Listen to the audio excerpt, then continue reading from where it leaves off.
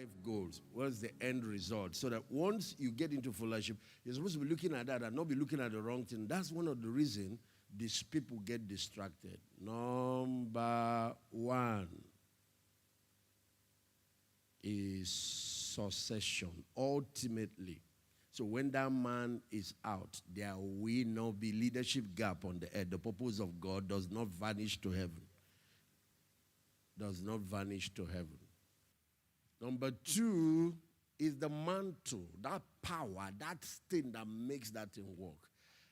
That you grab it. It is not to start looking at the car the man drive or his suit, start comparing with his style.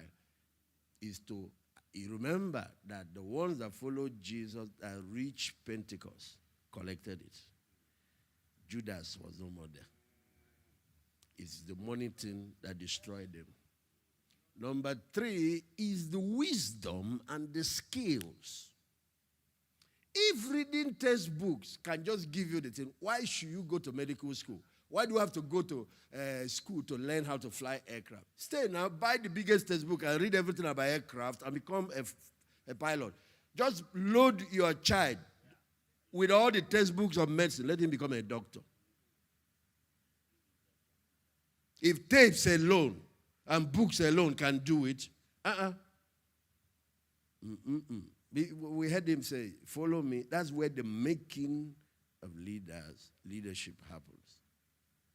So what happens is skills, wisdom is transferred so that you don't repeat mistakes and make all the... Even some of the mistakes of the leader, when you are on close and you see it, it's not for you to criticize him, it's for you to learn what not to do.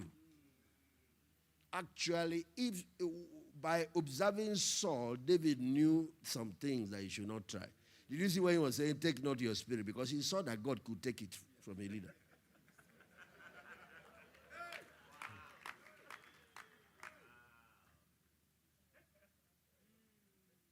Okay, let me show you something now. Let me show you. Why is it that they say Solomon is the wisest man that ever lived? In a sense, you are saying he was wiser than David. He was not greater than David, but he did more exploits in certain areas, not in war, not in all that, than David. Jesus said we can do greater works. He doesn't say we are greater than him. So where was the foundation of Solomon's wisdom laid? Was it when the Holy God now told him, I'll give you wisdom? No. Proverbs chapter, I think it's chapter 4, from verse 1. Let me see if it's that place, My son, hear ye children. This is Solomon talking. So he's about to transfer something he got, and he's telling us how he got it. Hear ye children, the instruction of a father, and attend to no understanding. For I give you good doctrine, forsake ye not my law. Now watch the next verse. For I was my father's what? Tender and only beloved in the sight of my... Why the Absaloms are trying to take over, collect power ahead of time? Solomon was understudying David. Now watch verse 4. He taught me also and said to me, let thy heart retain my... Do you see what he's passing now? He's mentoring the next generation and he's saying, this is what David taught me. And he's told me, keep my commandments and what? Look at the next verse. It was David that told him, get wisdom. So when God gave him that option, how did he know what to ask? Look at what David told him. He said, get wisdom, get understanding, forget it not, neither declare from the words of my mouth. Verse 6. Forsake her not, and she shall preserve thee. Love her, and she shall keep thee. Verse 7. Now watch. Wisdom is what? Wisdom is the principality. It's not the words of Solomon. It's the words of David. That's what he told him. That's the capital you need for your destiny. So when God gave him opportunity, you know what the guy asked?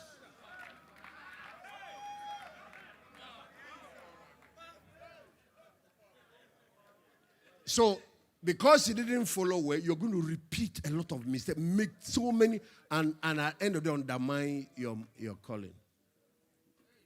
You undermine it. Look at how Moses was struggling in administration until the father-in-law.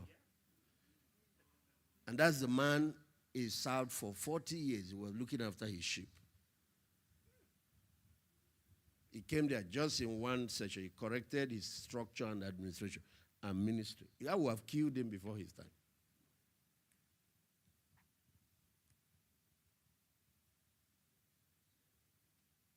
The fourth goal of followership is something that is so huge. So huge. And the part of the country where I'm from, where people don't want to, everybody wants to break away, starting. This is the disaster. What has caused so much disaster is character formation. Now, many of you are founders of ministry, leaders of ministry. You're sleeping around with your girls. You don't have financial integrity. You jumped away from followership. And now you can't cure your leprosy. Is the leader. That time you thought you were getting angry, he was correcting his character. And that is the foundation for your greatness. That is the foundation that will carry everything you're going to build. Your building, your anointing, your influence, all of those things. And now you have a building without foundation. Now the people you're producing are trying to build like that again.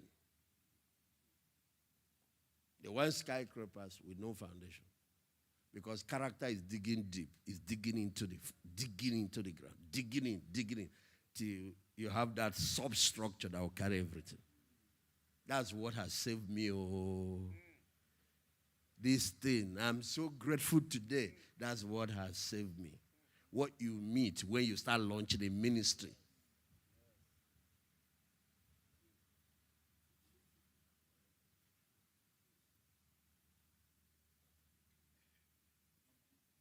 And the last goal is now your leadership. Finally, that whole thing is grooming you for leadership. So once you are in followership, that is leadership in the making. That is not textbook leadership. It's not classroom leadership. Followership is leadership in its formative years. Now, just look at our children. Pastor Victor has Joshua. I have a Joshua in my hand. How long does God place them under our care? I want you to watch followership now. Because a day is coming, it will be leave father and mother and be joined to your wife, and you become, and a new family starts. Yeah, though father-son relationship is eternal, but there is a time of, but how long did you put them? 18 years in some places. 25 years in some, depending on. So how long? 30 years. How long for Jesus? You remember at 12 when he tried to, the next thing he had to go and submit to his parents. There are a lot of things. All these minister access, minister at 7, forget it, it doesn't work. I have 2 that I used to invite. That one that was 6 years that was preaching, I won't call his name, for some of you have seen. Once hormone started, he turned a teenager. Girls destroyed him, then other things. 3 major vices that were terrible destroyed the guy. Last time I saw him, he was carcass. He was asking me to minister deliverance. He's been bound by a series of issues. Because that's the time they should have made him go and obey his parents like Jesus. Go to school. Get all that. Then, I'm not saying you can't have small time to share in children's church, but that's not the time to be traveling around the world. Because now that you are tired to travel the world, you're no more in ministry. And that's the same thing that is happening now. We have a lot of teenage pastors, teenage pregnancies, teenage bishops, teenage general overseers, and not just teenage ones. We have baby general overseers, baby bishops, baby apostles all over the place. Poo-pooing in the body of Christ, messing up pulpits, messing up. And unbelievers can see the nakedness. Today's church. Run out. If you run out in first year in medical school, can you practice medicine? Would they arrest you? To just give you introduction, in school of piloting, you take over. I don't have time. I need to fly this thing. Who will enter your plane? Won't you be dead? And that's how you are ruining lives because of this. So now I'm going to give you 12 back doors that teaching on followership covers. You hear about church that there's a big front door and there's a back door that needs to be closed. Let me now give you 12 back doors. It is this teaching and the application of the skills that covers it. Number one is your own self. There is a back door of self-deception and self-destruction, where the lack of humility, lack of character, lack of integrity, and all of that is going to blow you. It doesn't matter how much anointing you carry. It's going to mess you up. So, in your own personal life, find somebody you submit to. I don't care who you are. I say I don't care who you are. I don't care what title you are going by now. You know, it's amazing that after Bishop Oyede was submitted to Papa Idahosa, and Papa Idahosa finally died. At that level of success, he still carried himself and went to Pastor David to put on that.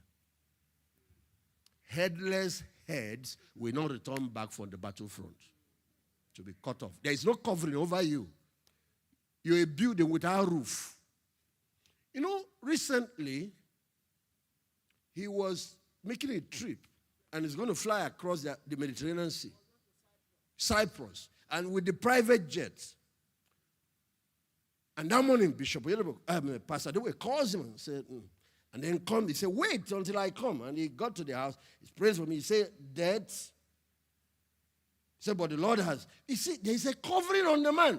And then, this with that. And he goes. On their way back, the plane engine fell. The pilot said, first engine has gone off. And guess where? On top of the Mediterranean Sea. At least Nigerian Africans are crossing to go to Europe and they are dying there. But now somebody is about to go on air. And while they are done, the second engine goes off. And now there is nothing to fly with. He said, he just told the man, find any nearest airport and see if you can land. Can you glide? How do you do that without engine? He said he relaxed his chair and slept. Because the man came in the morning and prayed that. So how can I still die here? It's either, and they don't, both the pilot and nobody has been able to explain how that plane was able to fly to the nearest airport. Because you don't fly when you don't have engine, you start falling. And landed smoothly. People don't know anything. People don't know this thing. So the first thing is yourself. Put a roof over your head. You need somebody to submit to. You run away from it. You have started ministry. Now you have to run back to it. That's part of what I did with myself.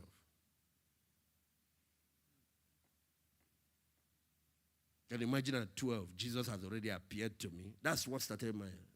And then I started preaching, president of Student Christian Fellowship, all through my secondary school. Then moved to university, leadership. Now, come out.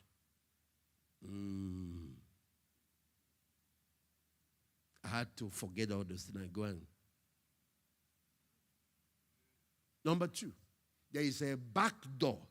If they are not taught this, and they are not groomed this, Satan will go and harness that. Is your wife. I don't care. All these celebrity women of God you are creating is problem. They have to be taught this and taught this and study and they will understand it. That is where Satan brought Adam down from. That is where most of the major issues that are going are coming from. So families. And then we are creating celebrity women of God. So what do we have now? We are having the same rate of divorce as the entertainers. Because it's all Babylon. You're not supposed to have 2 different ministries. You're supposed to have a ministry complementing the other. Remember that one of the purposes of followership is to complement the weaknesses of your leader. You're not called there to criticize his weaknesses. His weaknesses is opportunity for you to add something, add value. Hello. The purpose of followership is to complement, not to compete with your leader.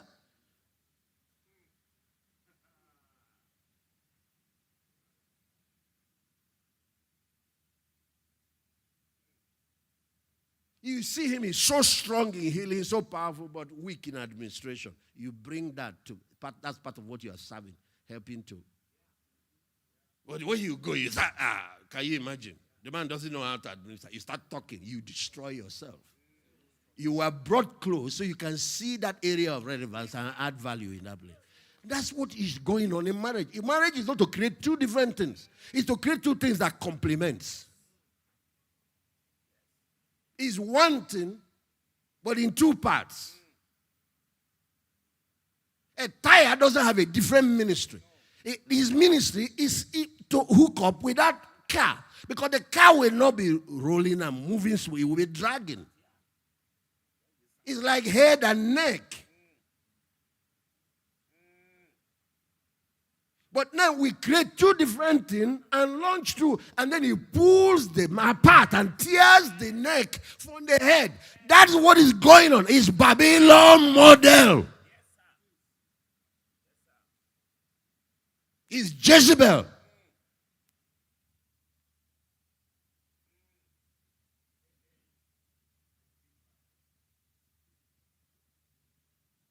And the husband, like the pastor, might even be a quiet pastor, teacher. Maybe it's the wife that is evangelistic, and you can do crusade field stadium. It doesn't mean anything. You are just allowed to do the part where he is. That's how it is. And what a wife is to the husband is what we are to Jesus now. Okay. Let me tell you people something about Jesus and the work he did. Put up Colossians, where Paul said, I make up in my body what is lacking in the sufferings of Christ for his body. I said, oh my God, Paul, are you crazy? I think is it 124? Check. Colossians. I said, Paul, are you crazy? The finished work of Christ is finished. The man said it's finished. You said some things are lacking. Who may rejoice in my suffering for you. He's talking to Colossian church. And fill up that which is behind of the afflictions of Christ. Okay, we'll read another translation. That behind is things lacking. Things Jesus didn't do. In the afflictions of Christ, or the sufferings of Christ, for his body. I'm glad that I suffer for you in my body. For I'm participating in the sufferings of Christ that continue for his body, the church. Go back to the other one. Go back to the King James. I just wanted to show them. Now you rejoice in my suffering for you and fill up that which is behind of the afflictions of Christ in my flesh for his body's sake, which is the church. Now, I said, Lord, this is crazy verse in the Bible. What is the meaning? And I said, listen, the finished work of Christ is complete. It's finished. There's nothing you can add to it. When he said it's finished, it's finished. He said, but there is something. There is an unfinished work of Christ. I said, eh? He said, there is a finished work of Christ and the unfinished work of Christ. Every one of you write it down. I'm going to show you what the unfinished work of Christ is.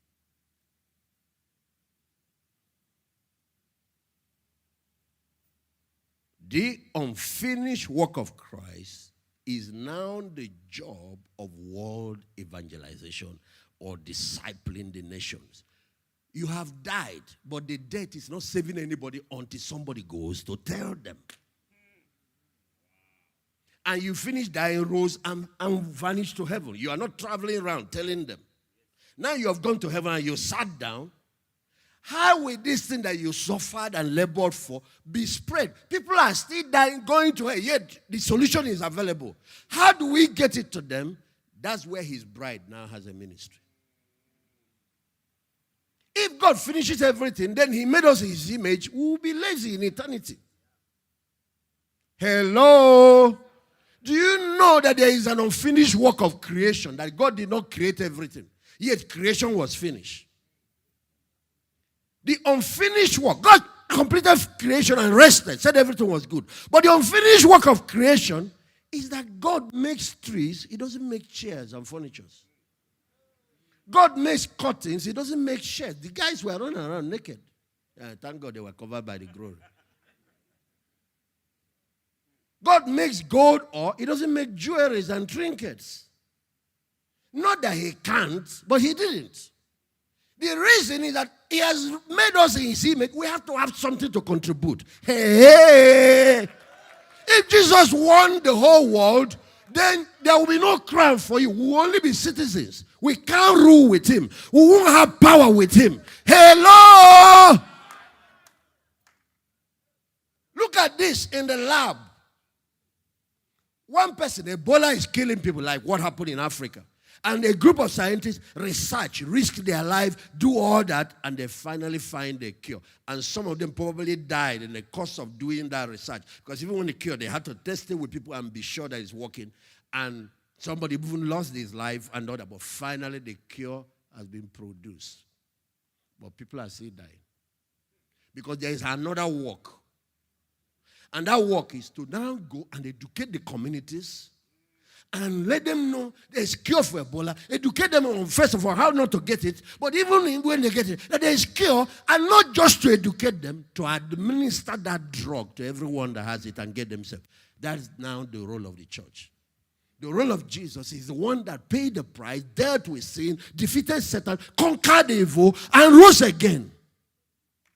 But now his wife has a role. But now they don't have two separate ministries. It's the same mandate. Our part is to fill up what is lacking. That's why there is a fellowship of his suffering. What is this fellowship of his suffering? It might cost me that I won't be the CEO I wanted to be, just so I can go and burn my life for that village. It might cost me that I might not be as wealthy as I wanted to be. I have access to wealth, but I take away 80% of that money, use it to advance mission. It might be that I studied, I'm a professor. I could be sitting in the university teaching, but I chose to go and burn. It's called incarnational lifestyle. Incarnation is that the man was a prince born in glory, the only begotten Son of God, living in paradise. But he chose to come down here where the problems are, lived here among us, and lay down his life for us. That's what, when I pay whatever price, it might be 50% of my income. I could have built a big mansion, lived in a big, I decided to, so that I can see the Great Commission go. Maybe my children should have gone to Harvard. I choose to put them in a lesser school, use the extra money to finance mission. Whatever the suffering, whatever is the price I pay, not to go and die again on the cross, but to help get that message to the world that is dying. That's what Jesus will reward me. When he said, we suffer with him, we will reign with him.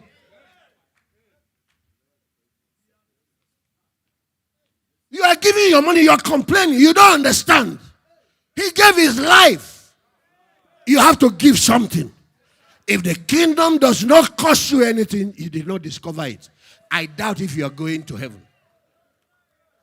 Everybody that finds that kingdom sells what he has to buy, to make investment. Is somebody hearing what I'm saying? You're not paying any price. I doubt if you have genuinely saved. Maybe there's something. Somebody sold some fake gospel to you. You don't understand what we are doing here. Is that not what he said? Take up your cross. You have to your own price to pay. He has paid his own. You have to pay. There's a cross, finished work of Jesus on the cross. There's a cross of the believer to carry. There's dying to self, but he died for us. There's also dying to self to follow him. So now, what's the mission of the church? A different thing for breakthrough. Church exists so that we can get rich. What's the mission of the church? The mission of the master. To finish what he started. That's the same thing with the wife. Is the man's helpmate. The expression might be different from how the husband, because her own might be administration. While you are the one on the. But whatever is the lacking thing, they complement so he becomes whole. Hello. It might be another ministry. Maybe you, for example, now, if you watch Kenneth Copeland and Gloria Copeland, why Kenneth Copeland is a great teacher, flows, is Gloria that is operating in the gifts of healing. It's not for you to go now and become another. The same ministry.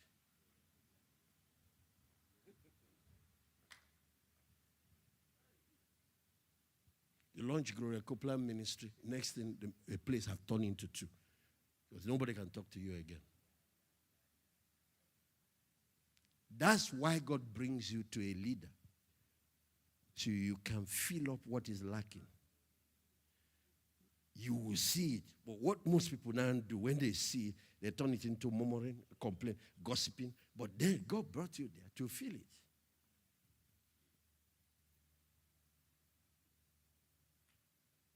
Okay, I said there are doors to close. Even if it's 7, I can give you. Close the door of no leadership first in your own life. Because that's an open door for Satan.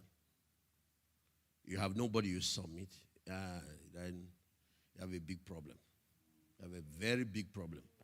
The enemy can eat you like breakfast. You will have moral problems, character problems, a lot of vices.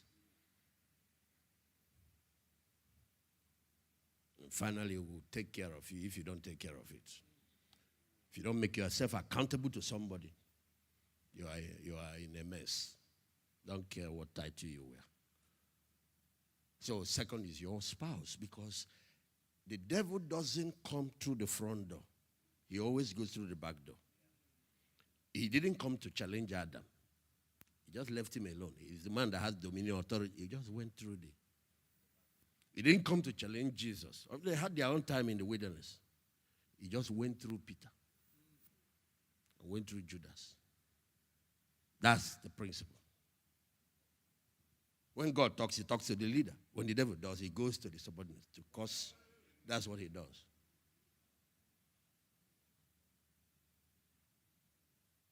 You know, for example, now, you are in Redeem ministry, and the Lord is talking to you about Redeem. It's not the Lord, it's Satan. When the Holy Spirit talks to you, he will talk to you about your personal life. If you have a role given to you, maybe a cell, he can talk to you about that cell. He can talk to you about your family. But if he starts talking to you about Redeem, it's Satan. You have no business. God talks to the head. Look at the functions of the head. Eyes, vision, nose, discernment, mouth. This is where communication is the head. See, hearing is in the head. Then they left the rest of the functions to the body. Decision, brain is in the head. It is now the toe that is now decision maker. Satan has come in.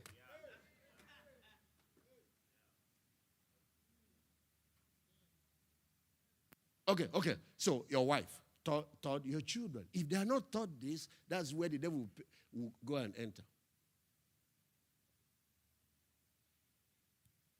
He will enter there. And for some of us, he will now use that to pay you for all the things you did to him. Number 4, your pastors, because we're in a spiritual, you are ministers. The pastors you are raising, but we say you are leaders, because a leader is given a team of leaders. Your leaders.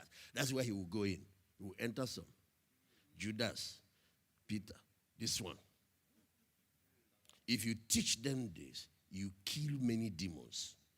And that's why many ministries, especially in the eastern part of the country, are not doing well. They don't teach followership. Everybody wants to be a leader. Everybody. Call it leadership, leader-centric culture. That's what at least our Southwest do better job than. But the madness is everywhere now. Because they said their last days is an era of rebellion. He says the spirit of lawlessness that is going to be prevailing. The spirit of Antichrist is the spirit of lawlessness. So you see how social media are attacking fathers, attacking. Stay away from such things for your good.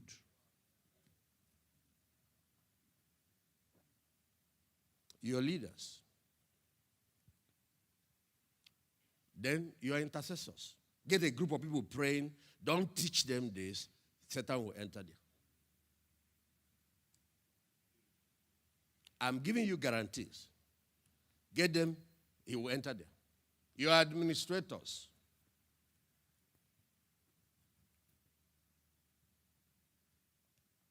Yeah, sometimes they say, your managers, overseers. Yeah? Your cell leaders. But all of these ones are wonderful. Your worshipers and their worship leaders. Oh, it will enter. Talent. Who are these? They don't appreciate me here. These are,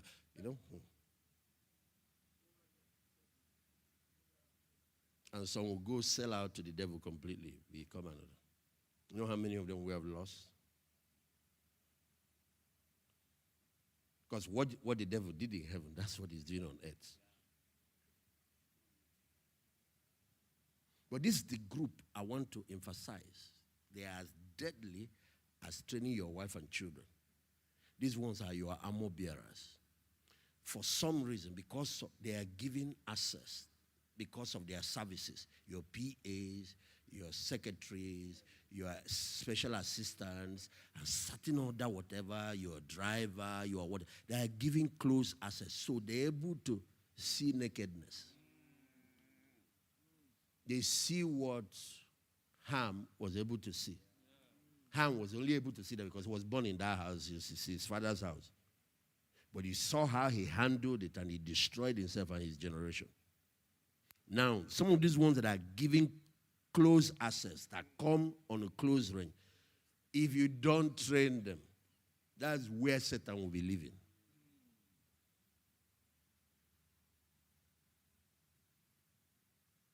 The reason you are given opportunity to see your leader's nakedness is so you can cover it.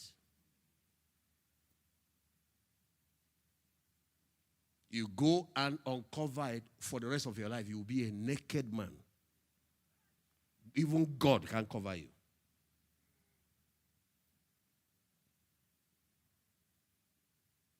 Now, there is another group that is extremely sensitive. You have to train them.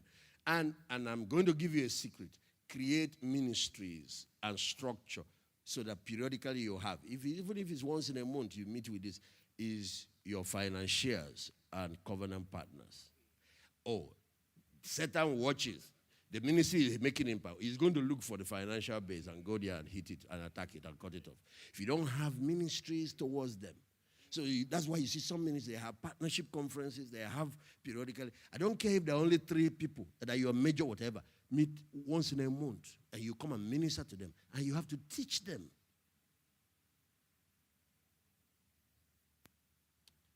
I can stop so we can do something. But ultimately, one group that if you must train with this is your members, your congregation. If you don't, that's how the front door will be bringing people, back door will be vanishing. And then what Satan succeeds in doing is creating a lot of Christians that are not disciples, that are not raised properly, that are, street children, vagabonds in the kingdom, fatherless children.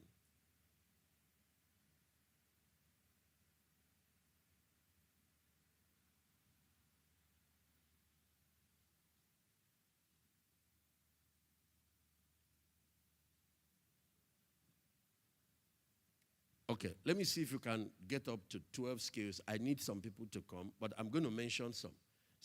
The principles and skills of leadership. Let me just mention like 12. They have been mentioned, but some other ones are not mentioned. For example, the principle of trust. Yeah. For example, the principle of prayer. You have to be praying for your leader. It's part of the skill of followership. The principle of Number 3, the principle of focus. Now, if I want to write a book for the secular world, I might not put prayer. I will now pray wishing your leader well. You want him to succeed. And that is what we put sometimes we change languages depending on who we are communicating to. There is a principle of submission. I'll get some people here now with chairs. There is a principle of focus. I don't know if we have dealt with that. There is a principle of honor. Honor. If you want to reach those goals we talked about, you can even do more exploits than him. Operate at their principles. There's a principle of meekness, and this means have the right attitude to training, to be teachable, be correctable, be moldable. Humble yourself. There's a principle of self-denial. Followership and selfish ambition does not work together. lay down so you can get what you need, and every other thing will follow it. There's a principle of patience. This thing requires time. No, Daddy, I'm 9 years old. I want to marry. I'm tired of this house. And I found a boyfriend in school. I need to leave.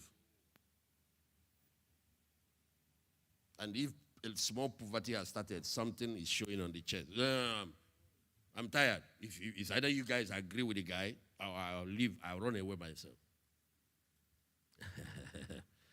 The principle of covering. That's cover the weakness and the nakedness of your leader. Many scriptural verses warns against uncovering your father's nakedness. The principle of complementation. Bring what is missing and fill up that gap that is lacking. Don't compete. Don't start looking for the limelight and all that. The principle of defense. Just like children are weapons of war. You remember, a man that has many of them will speak with the enemy at the gate. When God gives it for us, is to train, give you an army. It's an army that God gave to the leader by giving him followers. An army. On the part of the leader, he has to equip them and arm them. But on the part of them, they need to know that they have to fight their leaders' battles. David killed Goliath because he killed Saul's Goliath. But later he found out that he has removed part of what would have killed him. Because Goliath had 5 brothers, or 4 extra to make it 5, whichever way. He has just reduced his own problem. Because the day he mounted leadership, all the remaining giants came after him. If he had killed all of them, then he would have solved his future problem. Kill your leaders' enemies. I don't mean go and kill human beings. But when Peter took that knife and cut off somebody's head, Jesus did not rebuke him. He didn't say you are going to hell. He only said, if you do this, then how do we fulfill what the Father has asked us to do? Put your sword back. He didn't say throw away your sword. He did not say that. He said put it back. Because at one time he was the one that instructed him to buy it. He said anyone who has no sword, sell your shoe to get one. In other words, in fellowship, you must be ready to defend the mandate. David's men said to him at one time, you won't go out again with us, lest you quench the light of Israel. Another thing they said, your head is worth more than 10,000 of us. And then they say everybody is equal. You don't know anything. They're equal in creation, not equal in function. Anyway, the principle of sensitivity.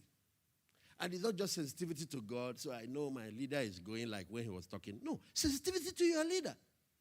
When he makes sign, you can pick what he needs. You preempt them sometimes. You don't need to. Dr. Kurt will be speaking this evening, and I came with him for a US. My job is to serve him, or maybe you are assigned to him here. I need to iron 3 suits. Iron this and iron this, because I don't know the one he will want to. Preempt the needs and put solution around the corner. Let me even bring this extra thing in case he needs it. If he doesn't need it, no problem. And then he turns, where is my... He said, oh, sorry, sir. You know what some people do? For example, you are serving a leader, you come. He finishes, and he's gisting, and he's going to the car. His Bibles are still left. His phone is still there. And then he gets some to realize that his phone, but there is somebody serving him. And where is my phone? He said, oh, sorry, sir, we left it in church. You are a fool. That's how God marks who to finish off from program. That's also where he marks those he's going to promote. Those. Because if you can be sensitive to a man you see, how can you be sensitive to God you don't? You remember what happened when David met Saul sleeping? Saul was pursuing him. And he came cut off some portion of his and went up. David now woke him up. But he didn't insult him. He started talking about his armor bearer. He said, that guy deserves death. So you left your master. If your master is sleeping, you slept off too. He said, see your skirt. I came there and cut it. If I wanted to kill you like they were lying to you, see. The real dangerous person in your life is this guy. Sleeping beside